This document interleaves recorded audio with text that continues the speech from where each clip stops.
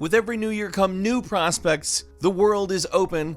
Pardon the bad joke, it's Falcon, and today on GameRanks, the top 20 new open world games of 2018. Number 20 is Shadow of the Colossus, the PlayStation 2 classic, totally reimagined on the PlayStation 4. At least as far as the art is concerned, the game is actually using the original code base from the PlayStation 2 game in order to do everything possible to preserve the experience. Improvements, however, come in the way of new art assets, the ability to play in 60 frames per second at 1080p, 30 at 4K, and it's Shadow of the Colossus. We've been talking about this for years. It's not just a remaster, it's the whole thing as a modern game, or as close to as is possible. Number 19 is Duel Universe, which is the latest in the search for something that is actually what No Man's Sky said it would be. This one I think actually comes off as fairly unique as it describes the things that it's going to do and how they're going to do them. They've created a new server technology called a continuous single shard cluster, which supposedly is going to make it so that there will not be different servers. Everyone will exist in the same exact Duel Universe. Oh my god, it's at the title! Plot of the game goes as such: it's 2027, there's a neutron star in collision course through the Earth's solar system. They have 500 years to leave Earth, get the heck out, find planets to inhabit, and the rest takes place in Unreal Engine 2. It's rendered on voxels, so you're actually going to be able to physically change things, and it's supposedly going to be moddable as well. It actually sounds really interesting. Number 18 is Biomutant, a game that combines the open world with the visual sensibilities of a 90s mascot platformer, and a combat system that looks very crisp, very fast, very arcadey, and it's a game that looks like it's going to be a fairly interesting and unique version of the open world game. And while it may look a little bit nostalgic, there's something specifically fresh about it that I can't quite pin down yet. I'm sure we're going to end up talking about it a lot more this year. It's one of the ones that I personally care about a little bit more, so it's definitely one that I'm really aching to play. Number 17 is Days Gone. Again, we've seen some pretty interesting stuff in the form of a couple of encounters specifically. We have seen so many zombies on screen at once, it's ridiculous. In a lot of ways, it sort of takes the aesthetic of Season 2, Season 3 of The Walking Dead, the more wilderness-oriented seasons, and ratchets the zombies up to horde level. The controls don't look like they would be out of place in an Uncharted game, and the zombie numbers look like they wouldn't be out of place in the Brad Pitt World War Z adaptation. Not that that was good, it's just that one scene was cool. As far as zombies go, this is probably the one that I'm going to be keeping my eye on. It has the potential to be great, and I really hope it lives up to it. Number 16 is Shenmue III, a game literally almost 2 decades in the making. Shenmue was originally planned as a 4-part story in which 4 games would take place. I'm kind of hoping that it's a trilogy because I'm kind of in the area of wanting closure on the story. Not that I don't want to get through this game, I really do, and I'm sure when I do, I'll be like, I sure hope there's a 4th game. But it's just been a really long time, and this game is so influential to so many different games. You can be playing something else and go, I'm reminded of Shenmue. I wonder where the story goes. It could get delayed, it's Shenmue, but I'm gonna keep some optimism on this one. It's something I really want. Number 15, Darksiders III is an open world action adventure, kinda hack and slash. Little bit deeper, but not too much. It's still that fun kind of arcade fighting action that's intended to take place parallel to the events of Darksiders 1 and 2.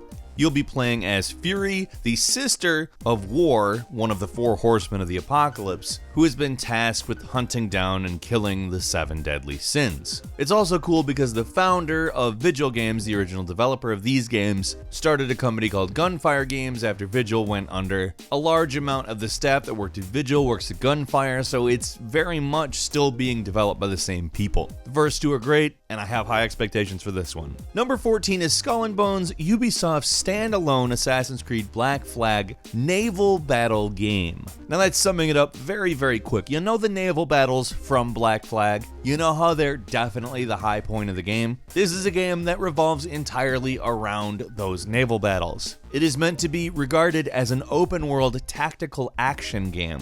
Over the course of the game, you'll customize your pirate captain, you'll get in big naval fights in quote-unquote disputed waters, and you can probably do a lot of things that would be considered unsafe were they real, like ramming other ships. oh, I'm gonna be ramming ships. Number 13 is The Crew 2, an open world racing game. And what's particularly cool about it is the open world is a somewhat scaled down United States, meaning you can drive around the whole country. No, it's definitely not going to be the size of the country because that would be very boring. I don't know if you've ever driven through Wyoming, but don't. Now, yes, there's a campaign. Yes, you can move around and progress through it, but really what I'm interested in is just how sandboxy this game seems like it's going to be. There's planes, there's boats, there's bikes, and of course there are cars, and you can switch between them without losing momentum, so expect ridiculousness. Speaking of ridiculousness, they do that world-bending thing from Inception where the world like goes in on itself, and I'm not gonna say I understand how or why, but it's gonna be in the game and I have a feeling that is going to be fun.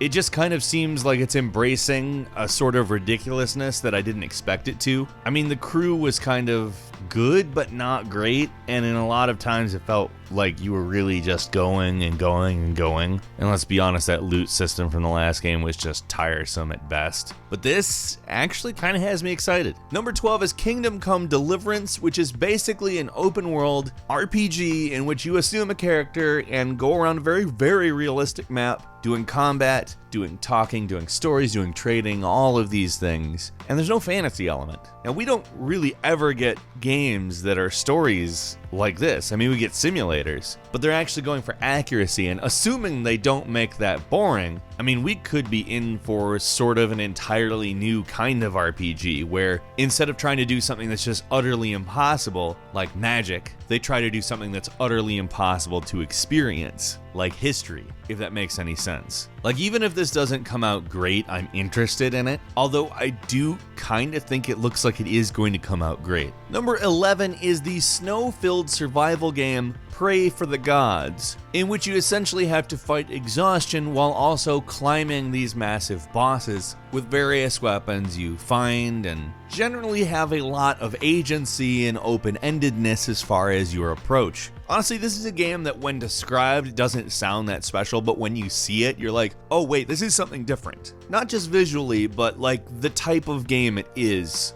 goes a little bit beyond what we're used to. You have to deal with the cold, hunger, stamina, have to try to stay warm, and other than the snow, that describes a very large number of games, but the boss system in this just looks so interesting. You beat them by climbing them. Now, whether or not that actually turns out to be great, I don't know. I will be playing this for certain, though. Number 10 is Anthem, an action RPG set in an open world that specifically intends to go for a shared world concept with both single and cooperative multiplayer. Now, we don't know a lot about really any scenario stuff. We do know that one of the writers from Knights of the Old Republic is working on this game, which is cool. We've also seen some of the third-person gameplay and a bit of the hub world. The hub world was experienced in first person though, so I don't know if that was because they decided they wanted to show it that way, or if they default the gameplay elements differently. I don't know, but this game looks like it's going to be really, really big. It's kind of like Destiny, but it looks like it maybe has some of the stuff from Monster Hunter to Mass Effect sort of incorporated in it. It might be a really good combination of a few different kinds of games, and apparently there's going to be these huge world-changing storms that happen in it as well, and I just want to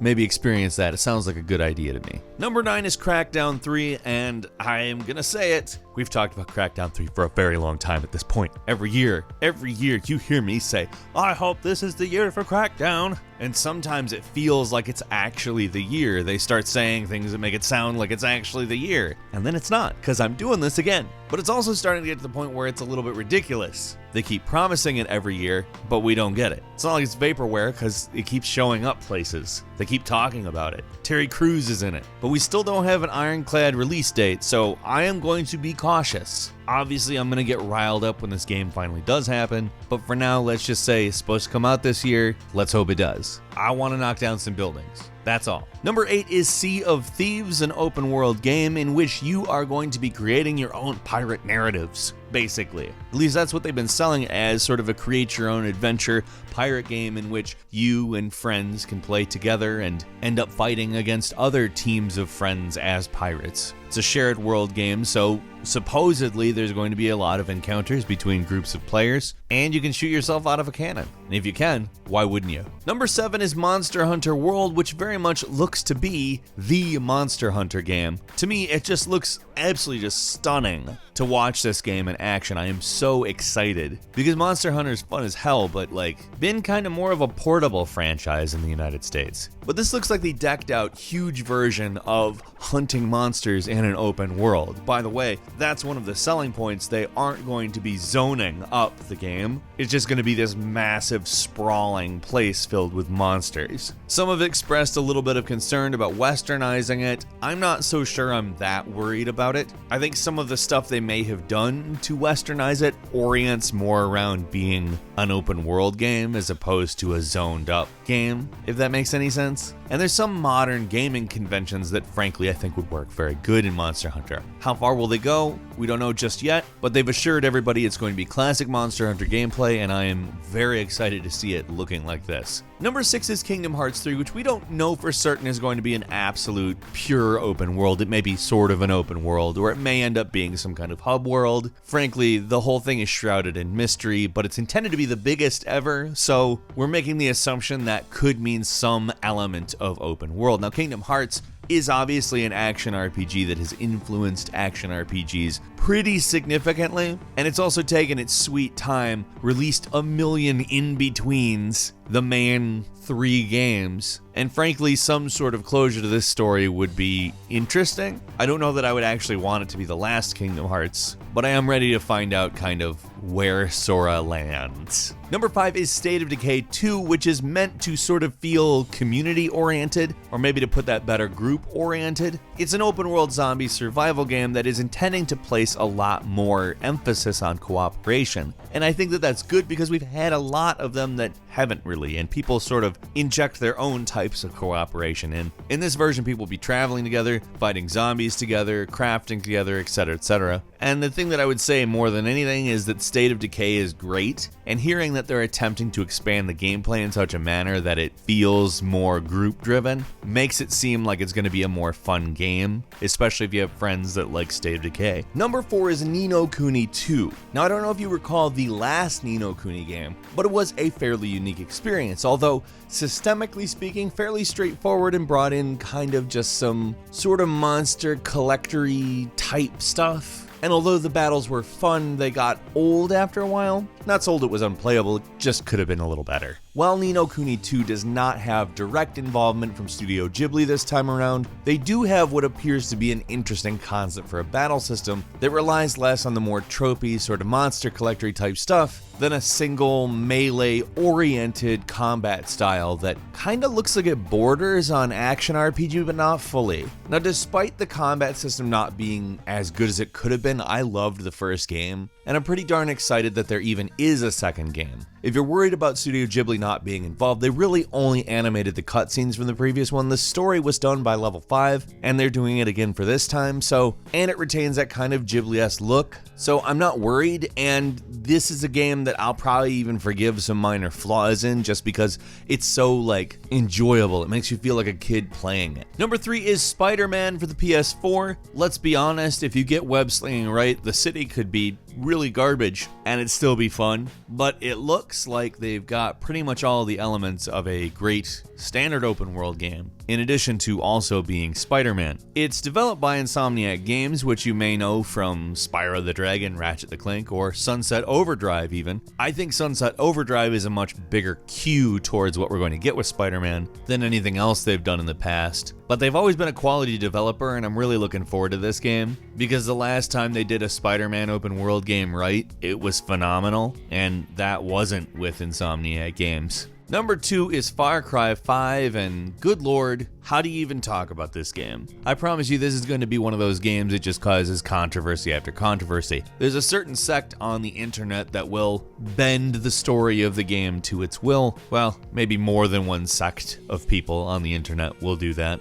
But honestly, I kind of like the idea of it. It's sort of an American cult story, where the cult is also a militia. You could sum up the game's story and characters as some people saw BioShock Infinite and wanted to do that, but without all of the impossible stuff, and also without any money. You'll be dealing with them with the typical Far Cry conventions, including the ability to tame the wild animals like in Far Cry Primal, and even a fishing mechanic. This one's gonna be interesting, folks. And finally, number 1 is Red Dead Redemption, which we can go ahead and say is probably going to be the biggest open world game of the year, if not maybe even the biggest game of the year if they nail it, and there's no reason to think that they won't. The experiences that they've had from making Grand Theft Auto are definitely going to translate over to this. Previous Red Dead games are obviously brilliant. Most importantly, it's a single player game. It's not Red Dead Online, it's a story taking place in a massive map of the Wild West, and I'm just so ready for it. This is a game that I've been waiting for forever. Like, we just found out about it last year, but it was after years of saying, hey, would you please make Red Dead Redemption 2? Could ya? Would ya? And they finally said, sure, open up those wallets. Those greedy pricks and their fantastic games. A couple of bonus games for you, including Mountain Blade 2 Bannerlord, a medieval battle simulator, it's called. If you've ever played any of the previous games, you know what's up with that. It's not necessarily story-oriented, it's an open-world sandbox taking place in a medieval world. They're usually pretty awesome, except for this one actually has good graphics too.